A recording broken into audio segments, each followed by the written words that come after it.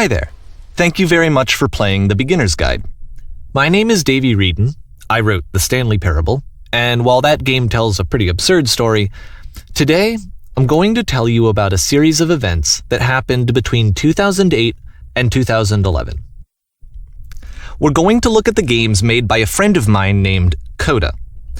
Now, these games mean a lot to me. I met Coda in early 2009 at a time when I was really struggling with some personal stuff, and his work pointed me in a very powerful direction. I found it to be a good reference point for the kinds of creative works that I wanted to make. So just to start you off, this is, I think, the first game he ever made.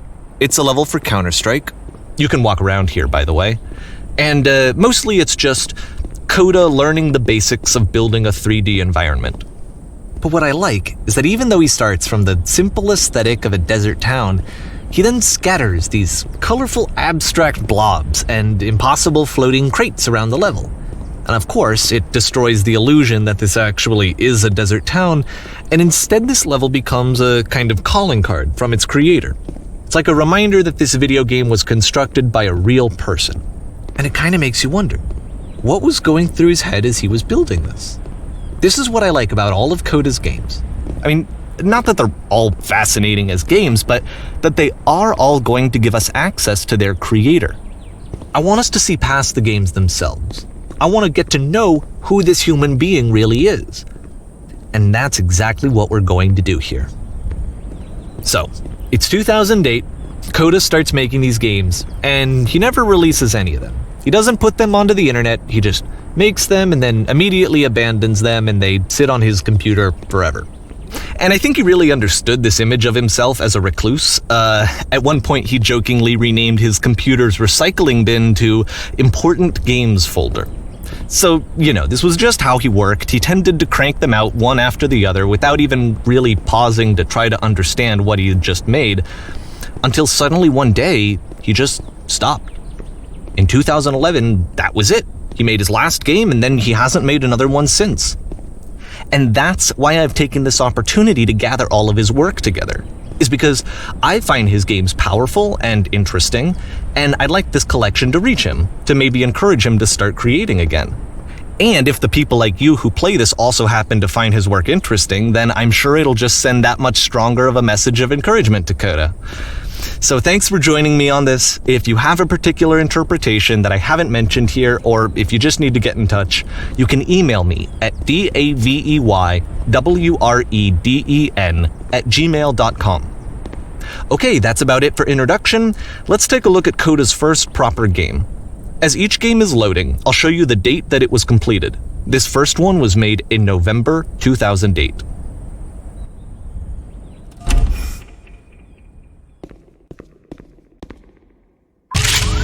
Warning. Whisper machine active.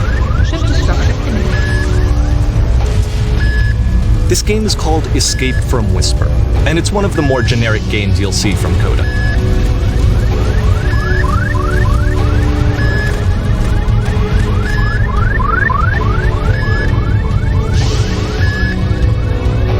Security call breached.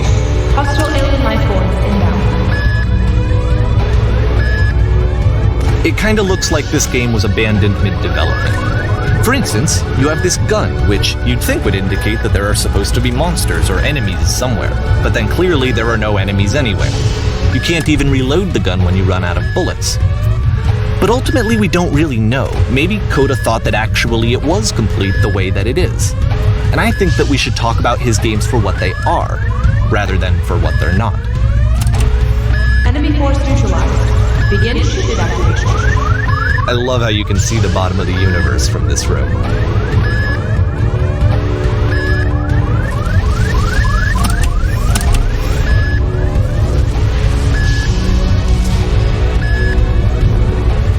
Apparently, the space station has a labyrinth on it. Sure, I don't know. There's really no reason for it that I've ever been able to discern, so in the interest of time, I'm just gonna skip you on past it. Okay, this is the part that's interesting. The game has this narrative about the whisper machine and how it has to be turned off, and then you get to the engine room. Hey, you there? in the engine room. You could save us all. That beam is powering the whisper machine. We could disrupt it by introducing a great enough heat signature. If your body could stop the beam. It's so much to ask, but for all of our lives, would you do it? Could you give yourself?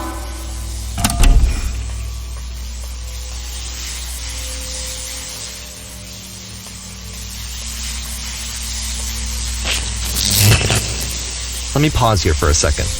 What you just experienced, stepping into the beam and then dying, is probably what Coda had initially intended when he was developing this level.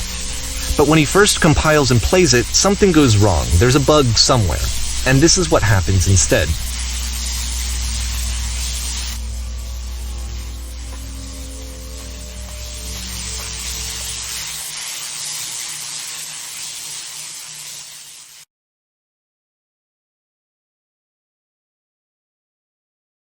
The beam causes you to start floating. And this is an important moment for him. Because yes, this is technically a glitch, but Coda identifies something human about it, like how small it makes you feel in the face of this larger chaotic system. Or this floating could be the afterlife, a peaceful place, juxtaposed against all of the hysteria that you've just had to traverse. I don't even know. I have no idea what he was thinking, but what's clear is that after making this, something lodges itself in his brain. He wants to do more of these really weird and experimental designs. So he stops work on this and moves on to a stream of tiny little games that go in all sorts of directions. Let's go ahead and take a look at the first game he made after leaving this one behind.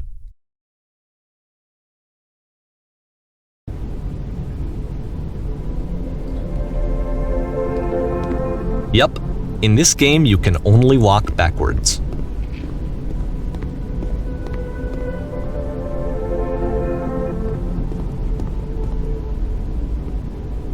So it's a short and relatively minimalist experiment combining motion and narrative.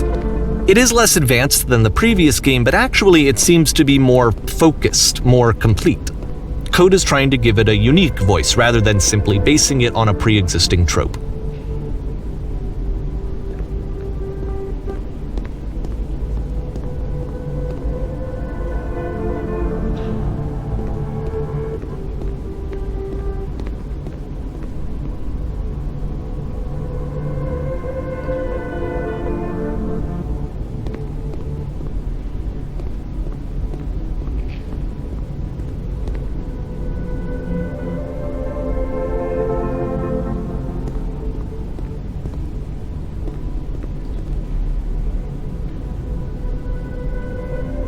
It's a short little thought, it says what it wants to say, and then it ends.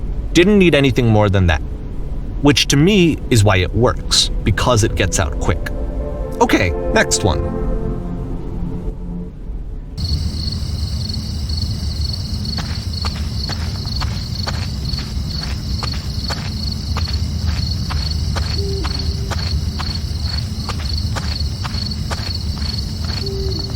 And that's it. Okay, the meaning of this game won't be clear just yet. Please be patient with me for a few more games, and I promise you'll see what makes it interesting.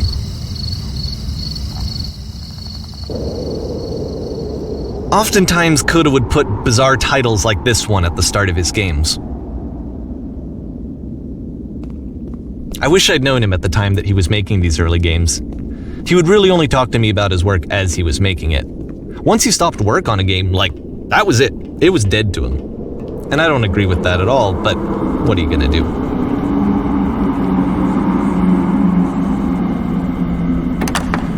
Once you've been slowed to an absolute crawl, the door at the top of the stairs opens. So why, if Coda's not showing these games to anyone, why bother opening the door at all? Well, to show you, I'm modifying the game here so that when you press enter, it'll bring you back up to full speed so you can enter the door for yourself.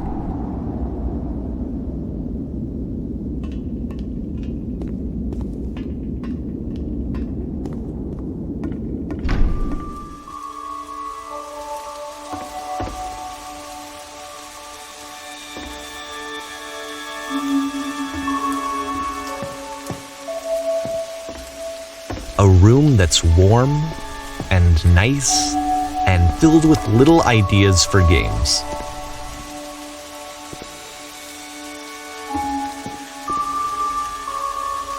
Coda would often tell me that he didn't mind if people thought of him as cold or distant. He said that he knew that he was actually a vibrant and compassionate person, but that it takes time to really see that. It can be a very slow climb to get there.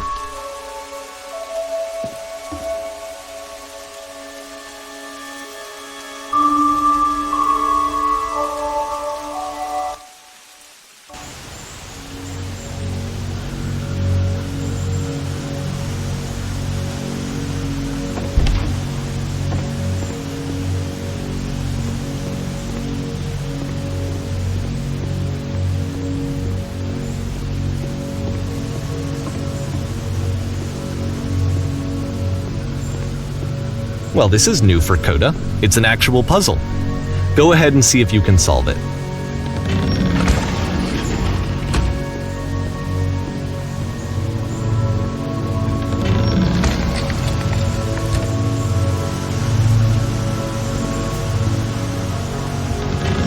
Don't forget that solution, because we're going to see this puzzle again soon.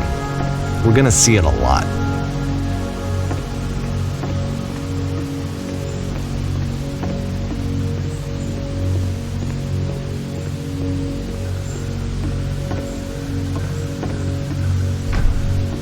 So that seems to be it, right? You walk down a corridor, you solve a puzzle, you get to the end. Simple enough. All right, now I'm going to modify the game again so that when you press enter, it'll remove all of the walls from this room.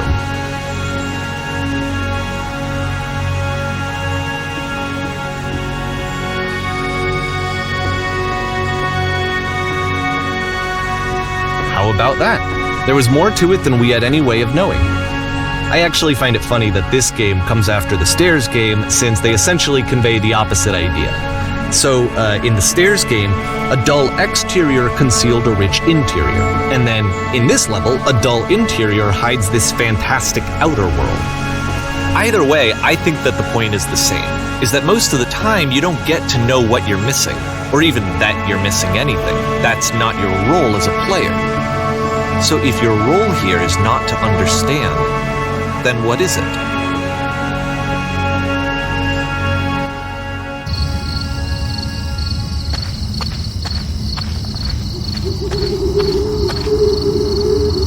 Aha! So, this, combined with the entering game from earlier, tells us that Coda believes his games are connected somehow.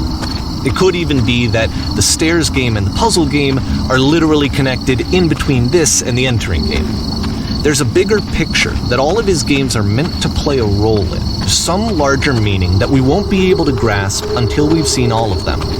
And once we have, we can step back and start to understand what exactly that bigger picture is.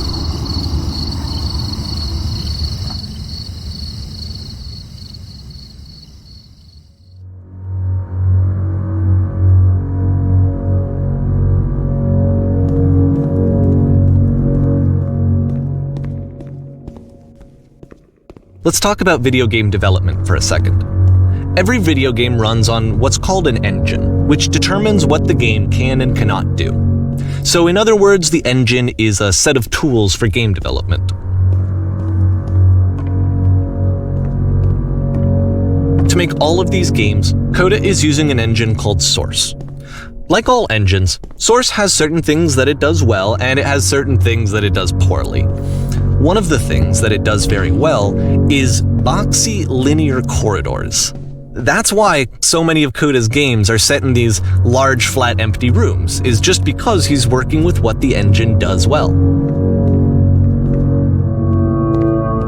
The tools available to the creator shape what kinds of creative work they're going to end up making. You might consider paying attention to the architecture in Coda's games to notice how they seem to stem from an engine that's very good at producing linear, boxy corridors.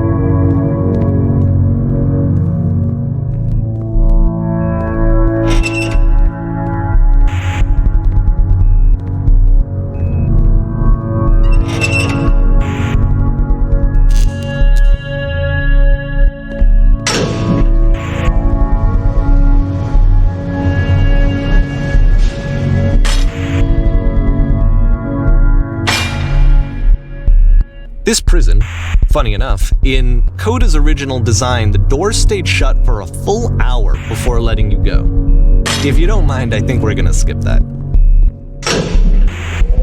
This is something that he and I used to argue about a lot. You know, whether a game ought to actually be playable, whether it means anything if no one can get through it. And I would always defend that, all this work goes into the game, why not make it playable and accessible? And so we just got into heated arguments over it, and there was one time that after one of these conversations, he went home, and a day or two later, he sent me a zip file entitled Playable Games that was full of hundreds of individual games, each of which was just an empty box that you walked around in and nothing else. Believe me, I played every single one of those just to find out if there was like a gag hidden somewhere. There wasn't.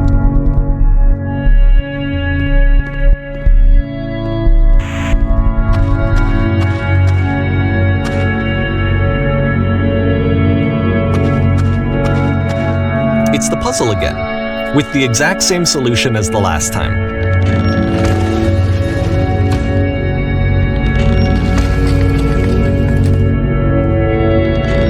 There's still no clear indication of what makes this puzzle so special that Coda is going to return to it over and over. But I promise I'll share with you my interpretation very shortly.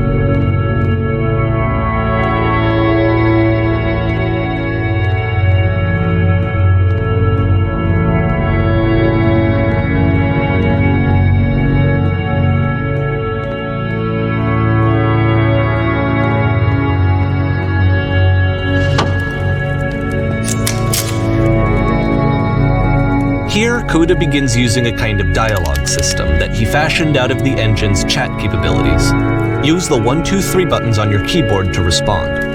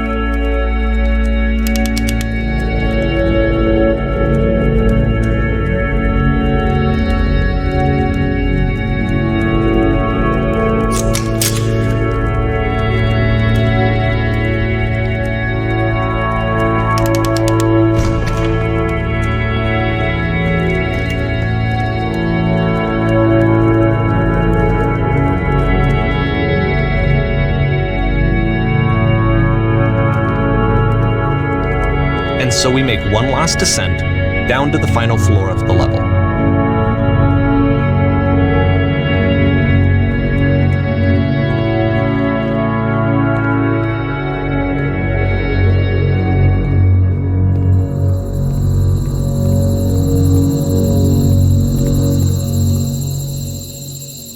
It's a lamppost. Okay, I can't tell you quite why, but for some reason Coda fixates on this lamppost. It's going to appear at the end of every single one of his games from here on out. I'll tell you what I think. I think that up to this point, he's been making really strange and abstract games with no clear purpose, and maybe you can only float around in that headspace for so long. Because now he wants something to hold on to. He wants a reference point. He wants the work to be leading to something. He wants a destination, which is what this lamppost is. It's a destination. We're going to see it in the work as well. His games are just going to become a lot more cohesive, a lot more fully developed, with more of a clear idea behind them. And as we go, that idea will get clearer and clearer and clearer.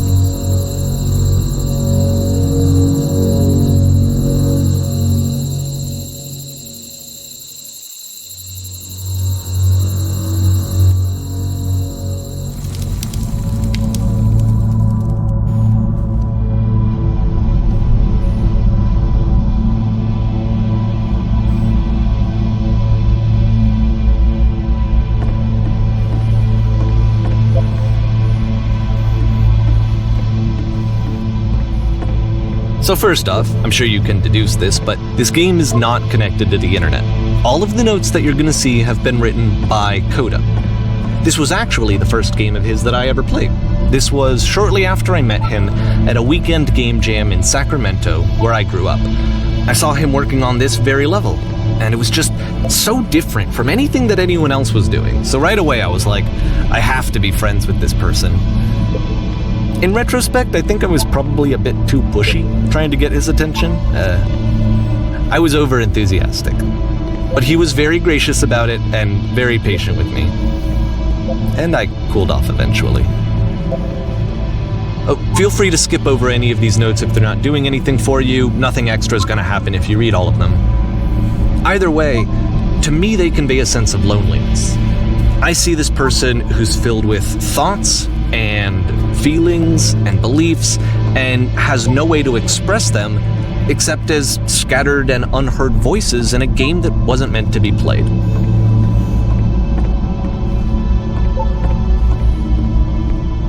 But it's ironic, isn't it, that in playing this game and seeing how alone Coda often felt, that we get to know him better and actually kind of connect with him.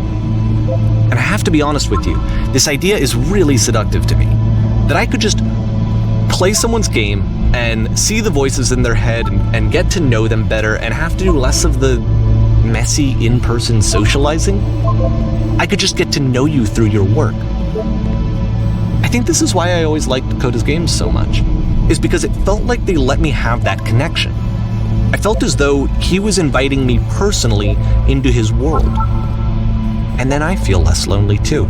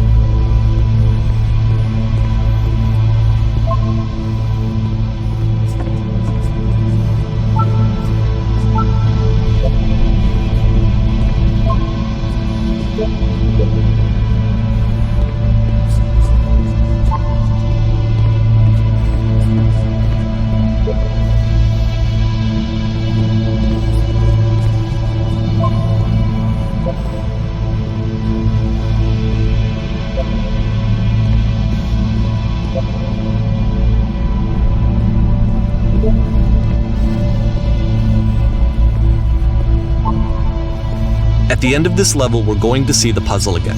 And here, I'll tell you what I think the puzzle means. Each of these games represents an idea that was on Coda's mind at the time that he was making it. And the puzzle is a way of closing the door on a previous chapter of his life before moving on to the next one.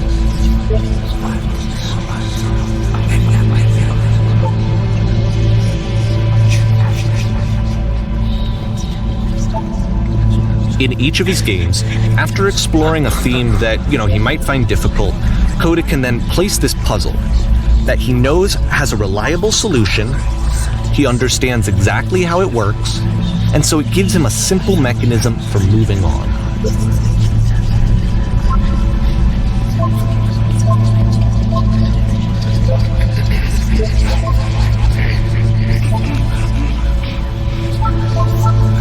And because there's this dark area between the doors, a space between spaces, before you move on, you get to pause.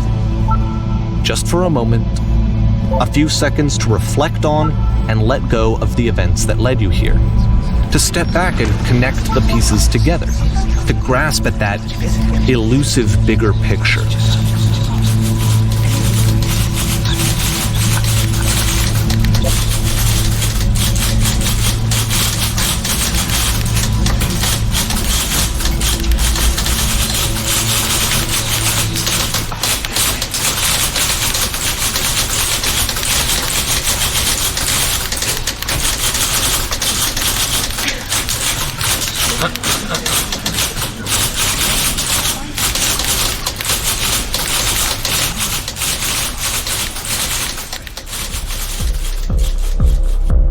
Okay, this one is tough.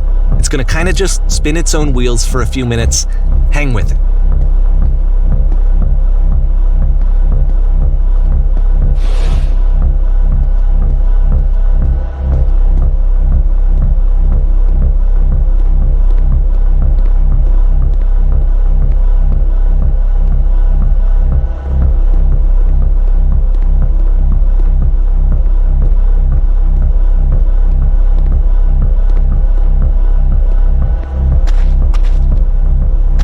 See, this is it.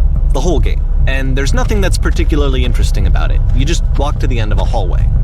Except, for some reason, Coda gets really fixated on this prison that has all of this modern furniture. And I don't know why, but he decides he needs to revisit this prison. He's gonna start over, use the same assets, turn it into something else. Okay, cool. Here's version 2.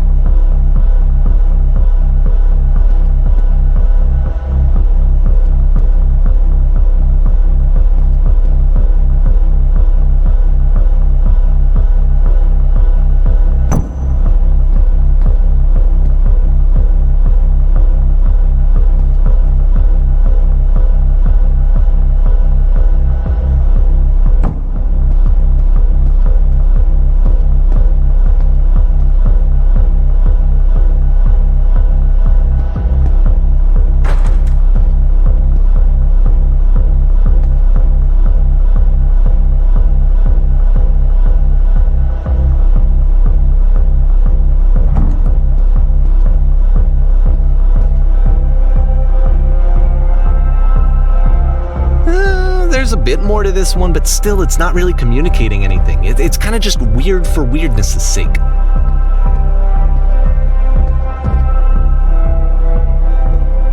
So okay, he throws it out and starts over. This time he comes at the prison idea from a different direction.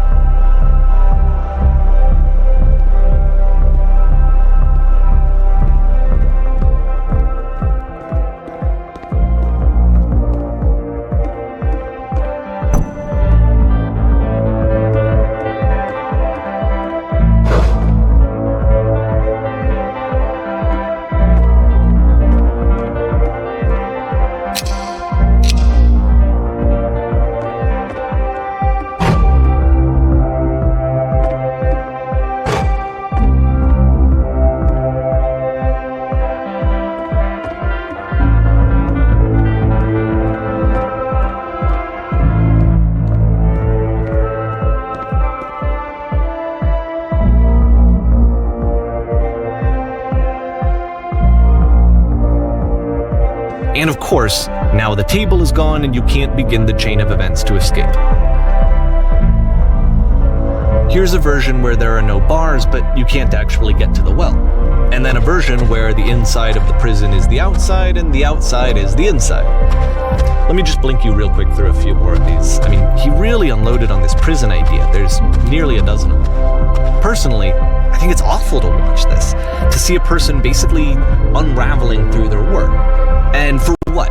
At what point do you just go, maybe there are game ideas other than this prison that I could be working on? But Coda doesn't have that voice telling you to stop, that particular mechanism of defense against yourself.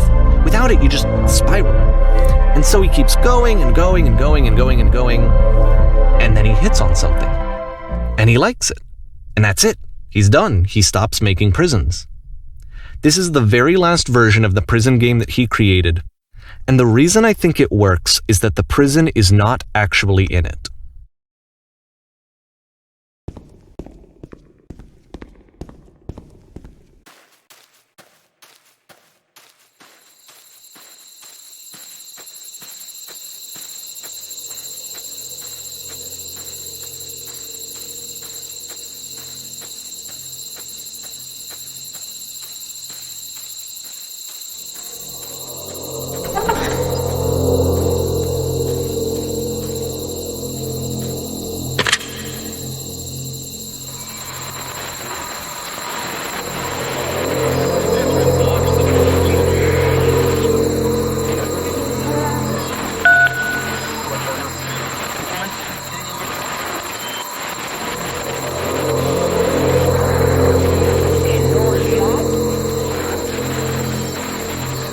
It's a conversation. And so this is what Coda wants, is to be able to talk to someone, to share what's on his mind, and to get some good advice from someone who knows. But the irony is that even in this scenario, you're still talking to yourself. You know, all of these games so far are Coda talking to himself.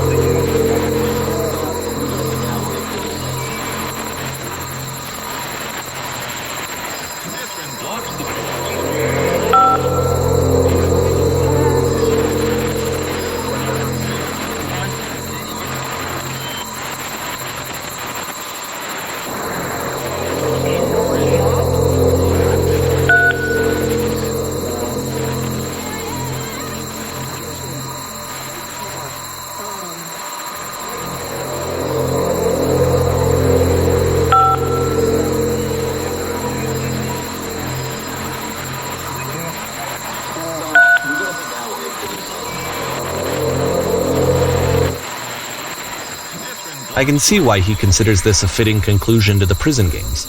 After all of the obsession and frustration, just to be told by someone you can trust that things are going to be okay. Wouldn't that be nice?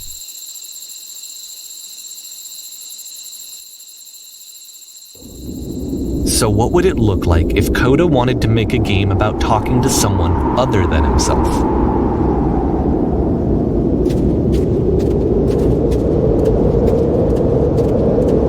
To me, this environment is meant to represent Coda's puzzle, with the two doors on either side and a dark transitional space between.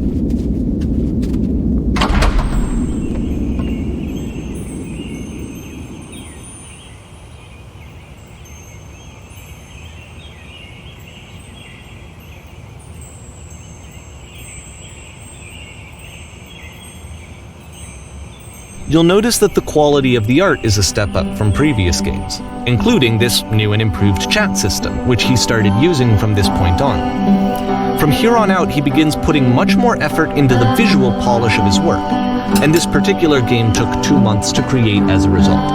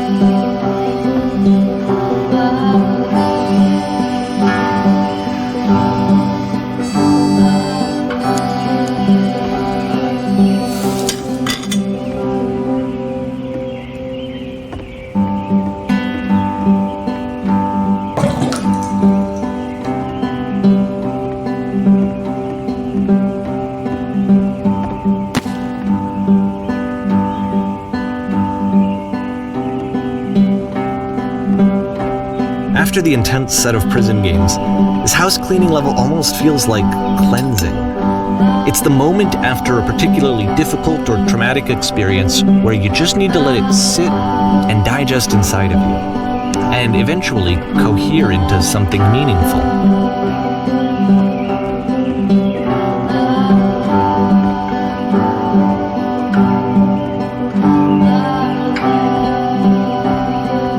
I know that Coda really liked this game. Of all of his work, actually, this was the only one that he called me up to ask me to come over and look at it. This was during a period of a few months where he was like grossly happy all the time, just walked around with a constant smile on his face.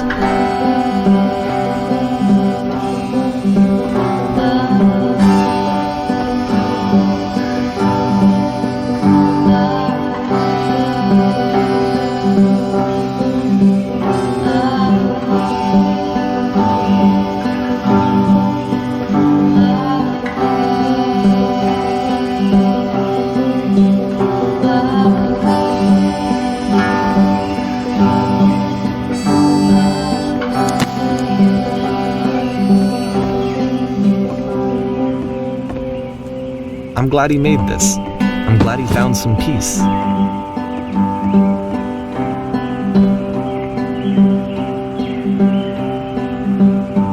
But, of course, it can't last. The music stops, your companion is gone, it's time to leave. The door at the top of the hill is now open as well. Again, you can't stay in the dark space for too long. You just can't. You have to keep moving. It's how you stay alive.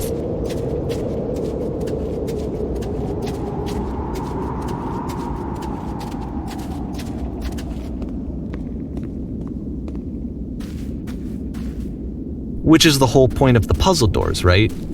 That sooner or later you have to pick up and move.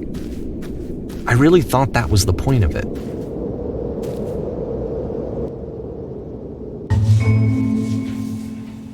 This one gets a bit goofy.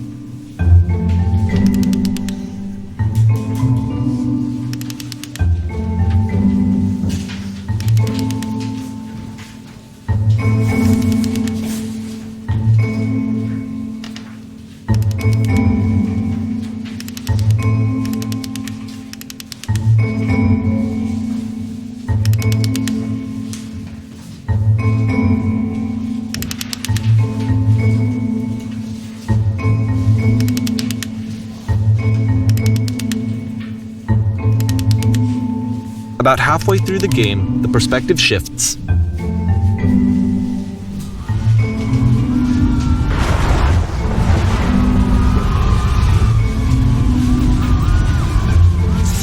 And you play as the teacher. And suddenly, you discover that your teacher is just as bigoted and afraid as you are. Oh, and also you can move around the classroom now.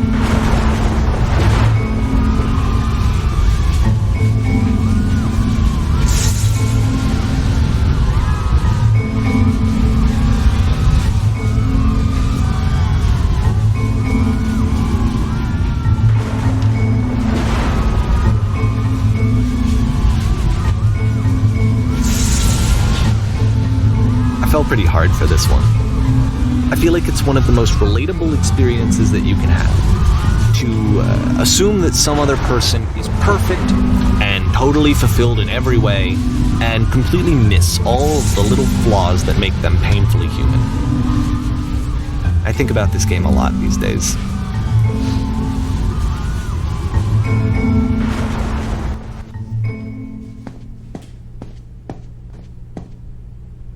This one took a lot longer than all the others for Coda to make. It was 4 months between this and the last one.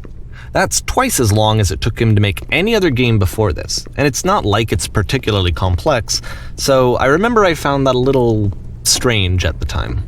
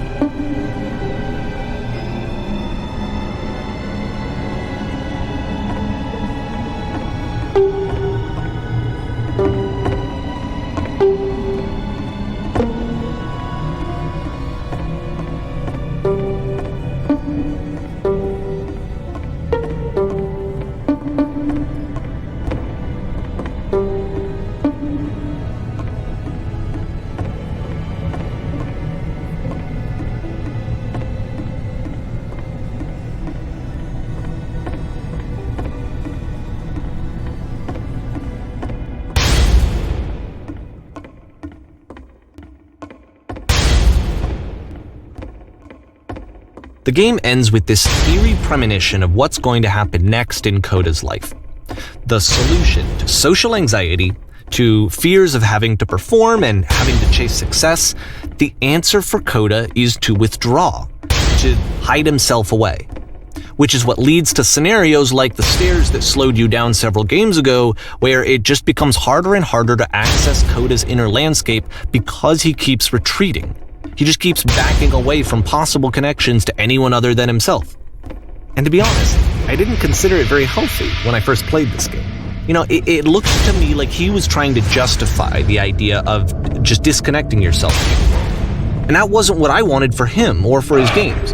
Because I feel like a lot of his games are inviting me to connect with this person, to bring him closer.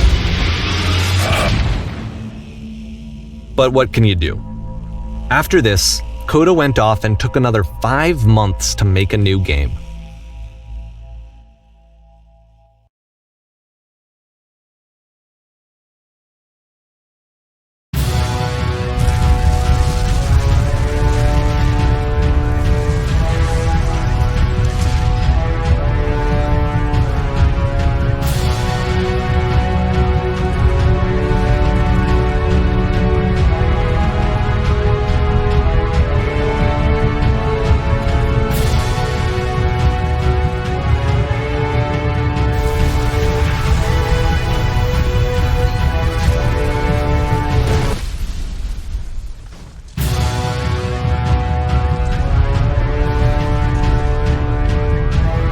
You should probably open your eyes if you haven't already.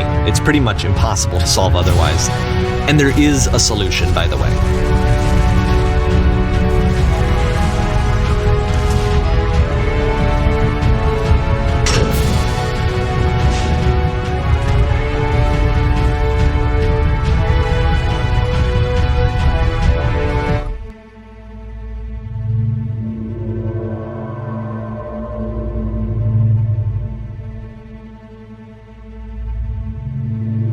Like I said, I was getting concerned.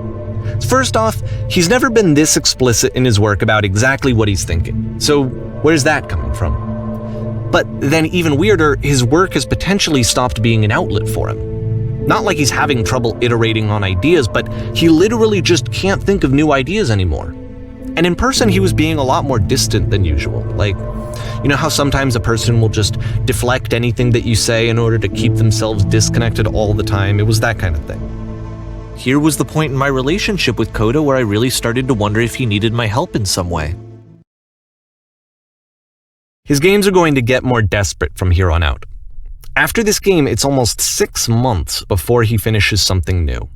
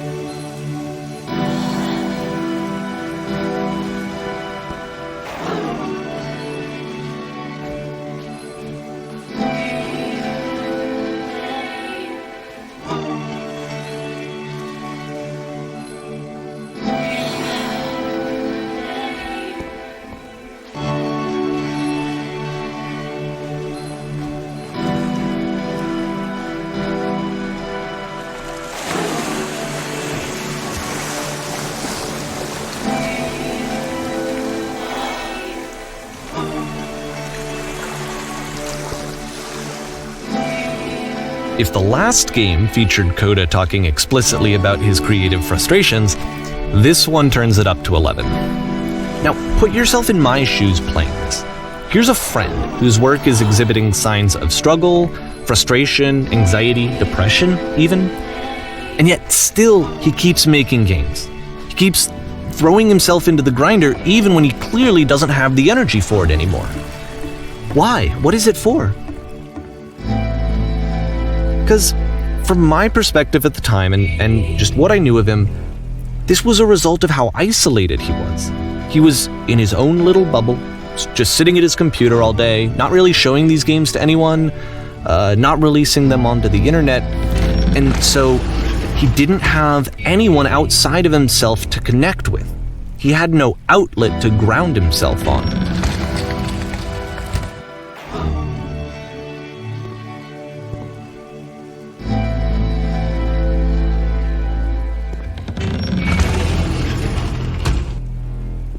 You can't talk yourself out of loneliness. It doesn't work that way. You can't be the one writing both the questions and the answers. Then there's no movement. Then there's no circulation. If all of your anxieties are being channeled into your work, then if the work ever fails, you have no backup and you're just going to crash.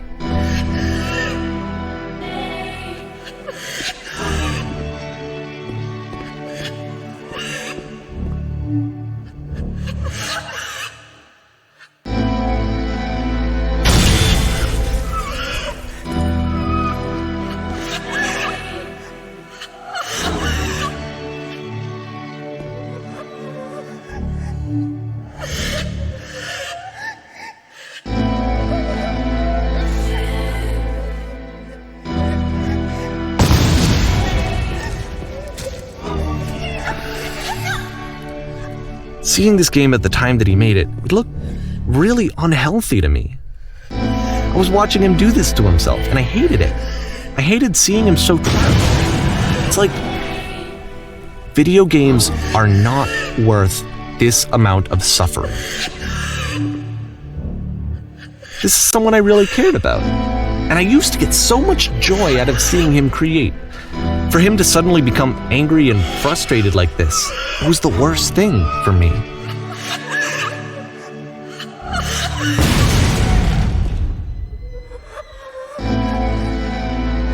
I don't know.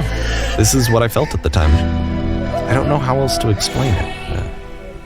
I wanted it to stop more than anything. I had never felt so rotten. I needed more than I had ever needed anything for this to stop. But it didn't stop. After finishing this one, Coda takes another 7 months and comes up with a new game.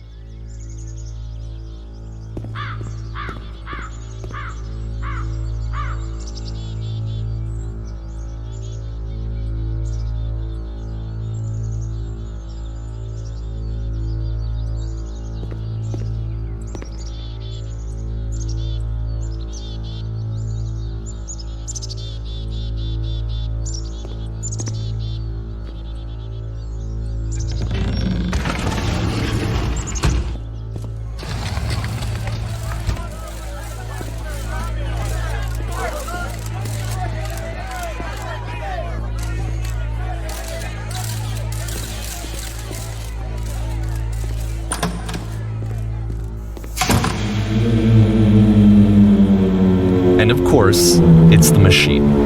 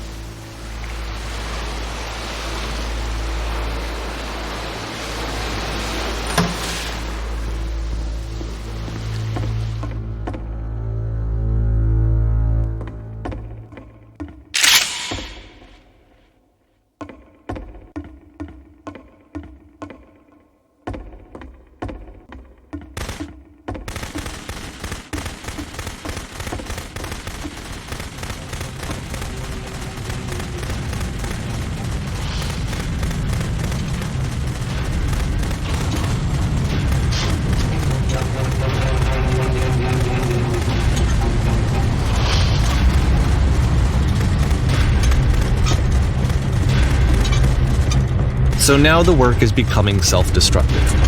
And I'll tell you, at the time that I first played this game, shortly after he made it, here's what I'm thinking to myself. I'm thinking that code is stuck in his own head, and that it's having a very negative effect on him, and that all he needs to do is just start showing his work to people, to get some actual feedback on his games. It might get him out of isolation. And so, as I'm thinking this, I realize that I could be the one to initiate it.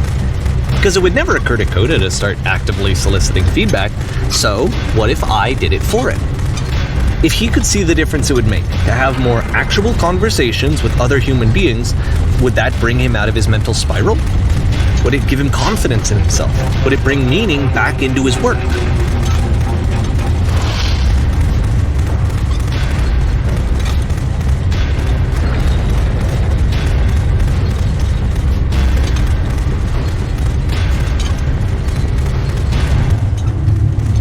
So I started showing Coda's work to people. I took this one, and the islands which you just played, the theater, the notes, the house cleaning game, and some of the prison escape games. I brought them to people that I knew and trusted. I asked their opinions. And the great part is that they really loved his games. You know, the point of it all was just to give him some external reference point, but they genuinely loved his work. There was nothing for him to be afraid of.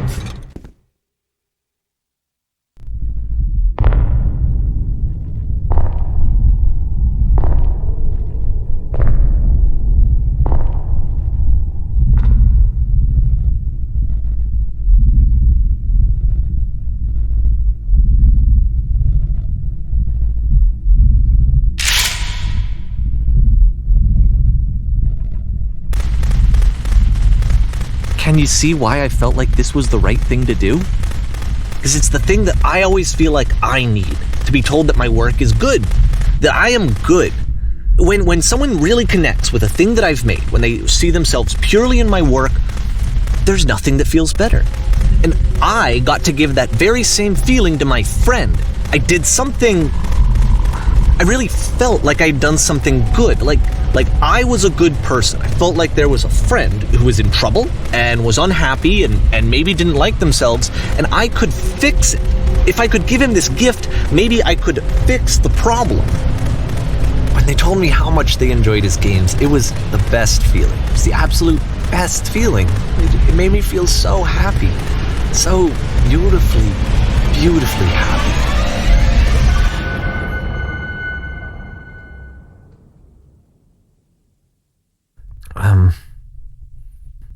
So anyway, Coda finishes this game, and then really he just kind of takes off for a while. So this is June of 2011, and I didn't hear anything from him for several weeks, I guess. And so out of nowhere, one day I get an email, and it's got a private link to a new game of Coda's. This one is called The Tower, and to my knowledge, it's the last game that Coda ever made. So let's take a look.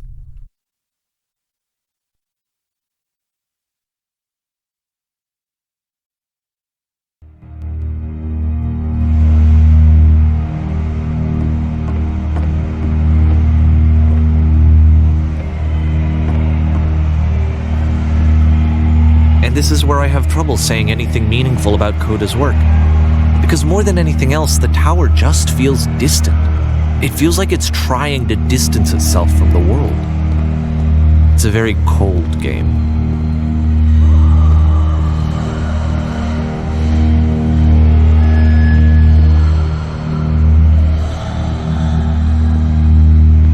This room actually has a maze in it. Except that all the walls of the maze are invisible. And then every time you touch one of the walls, there's this awful flashing and noise, so the experience is really miserable. The game goes beyond not being meant to be played, it actually seems to despise the player for trying to play it at all. But I do want to show you the rest of the levels, so when you're ready to continue, press enter and I'll put a bridge over the maze.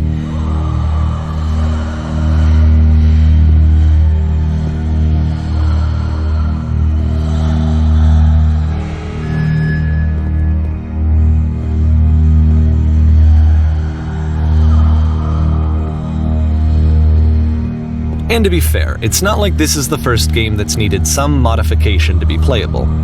Like the house cleaning game. You know, that one used to actually loop the cleaning chores and you just cleaned a house forever. I had to cut it off so that you could exit the house and the game would actually end. But that game had an idea that it was actually trying to communicate. What's the deeper idea behind the invisible maze?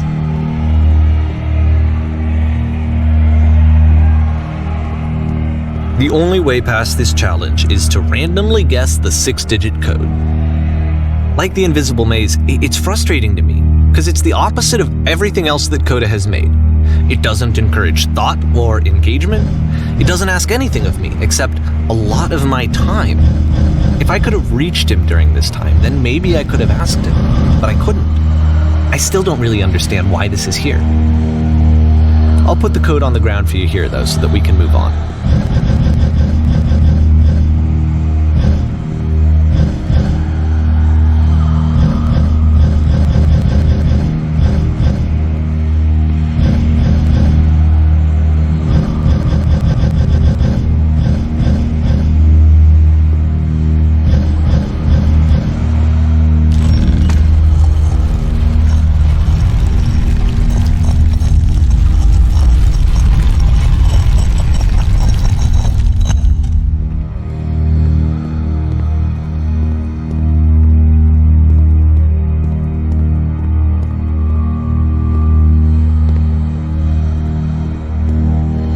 The switch to open this door is actually on the other side of the door, meaning that it's literally impossible to solve from this side. So even if you somehow brute forced your way through the first 2 challenges and you got to this point, there's actually just no way to progress. And it's scary for me, the idea of Coda cutting himself off entirely, just saying, you know, that's it, that's the end of the conversation, not giving me any way to fix the problem. I feel like a failure, I guess, when I can't fix the problem. But I can open this door for you, so let me do that.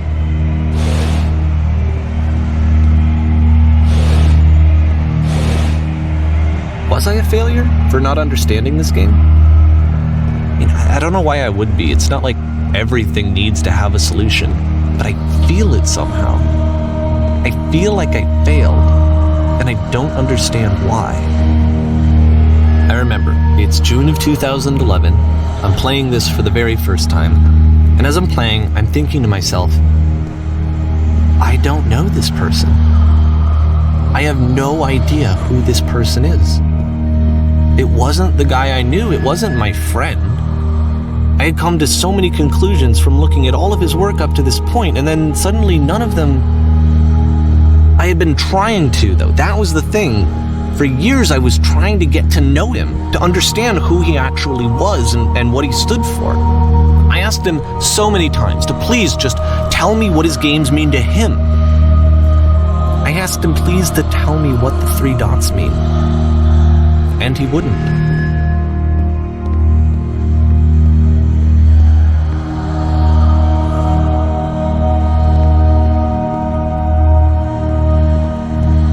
I just felt so strongly that if I could have connected with him, that if I could have somehow made his work my own, that I would finally be once and for all happy. It was that I needed to see myself in someone else. I needed to be someone other than me. But he stopped and left, and it felt somehow like I had failed.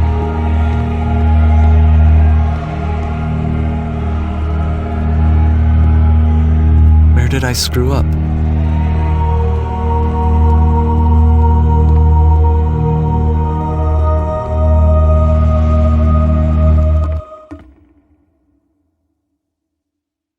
I'm the reason that you stopped making games, aren't I?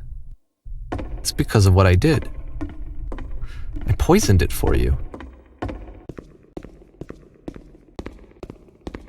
I don't think I ever told you this, but when I took your work and I was showing it to people, it actually felt...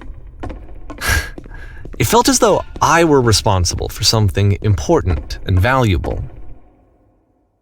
And the people who played them, they treated me like I was important. They really listened and cared about what I had to say. even though I was showing your work, I felt good about myself. Finally, for a moment, while I had that, I liked myself.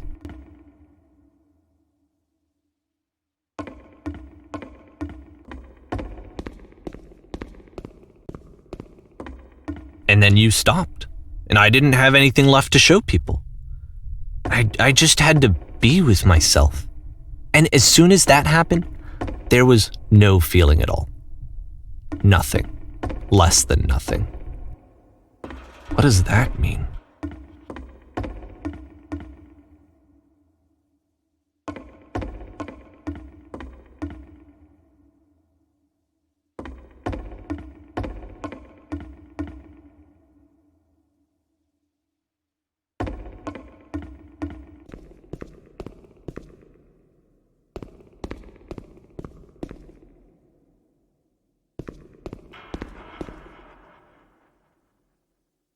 I'm afraid that I did something really stupid because I don't like myself.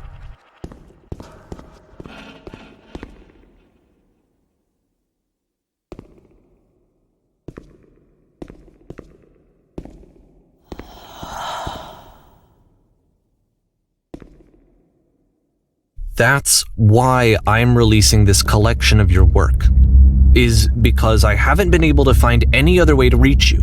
I've tried everything. And so a part of me has hope that if I put this compilation out into the world, and if I put my name on it, that maybe enough people will play it so that it'll find its way to you, so that I can tell you that I'm sorry. I know I screwed up. If I apologize to you truly and deeply, will you start making games again? Please, I need to feel okay with myself again. And I always felt okay as long as I had your work to see myself in.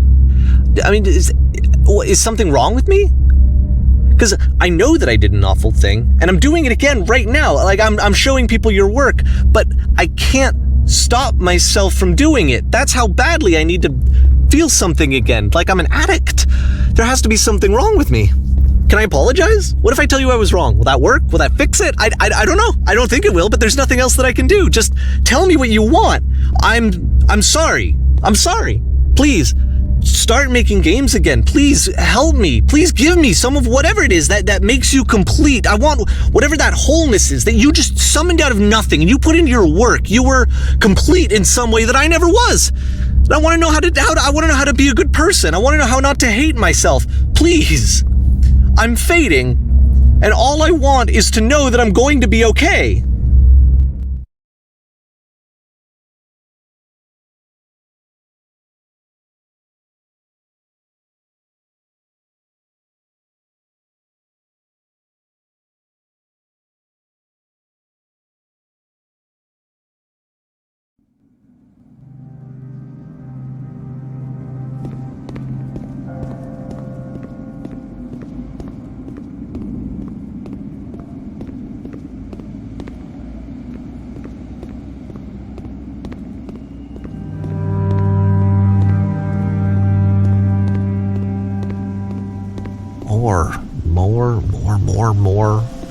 More love, more praise, more people telling me that I'm good. Always more.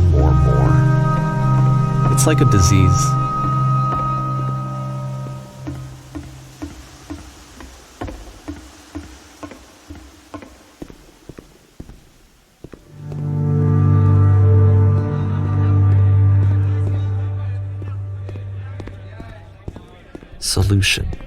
Solution.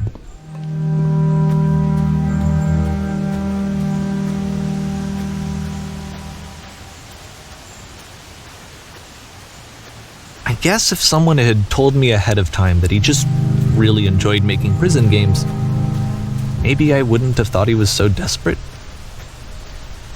I wouldn't have told so many people that he was depressed. Maybe he just likes making prisons.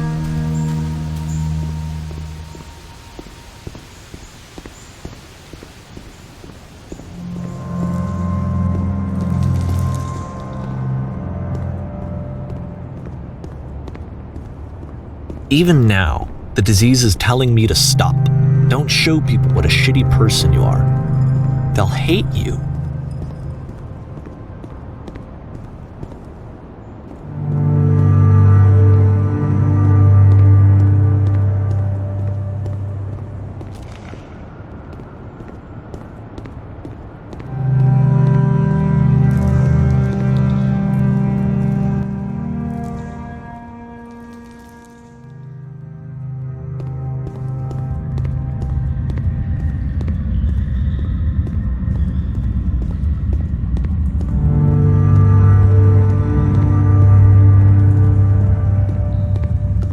If I knew that my life depended on finding something to be driven by other than validation, what would that even be? It's strange, but the thought of not being driven by external validation is unthinkable. Like, I actually cannot conceive of what that would be like.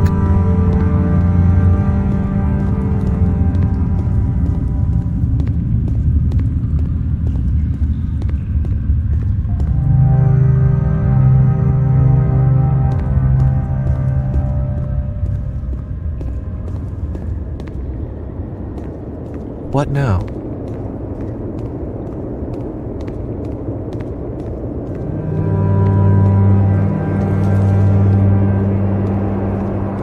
I think I need to go. And I'm sorry, because I know that I said that I would be here and I would walk you through this, but I'm starting to feel like I have a lot of work to do. I have a lot that I need to make up for, and so I'm just gonna... Okay.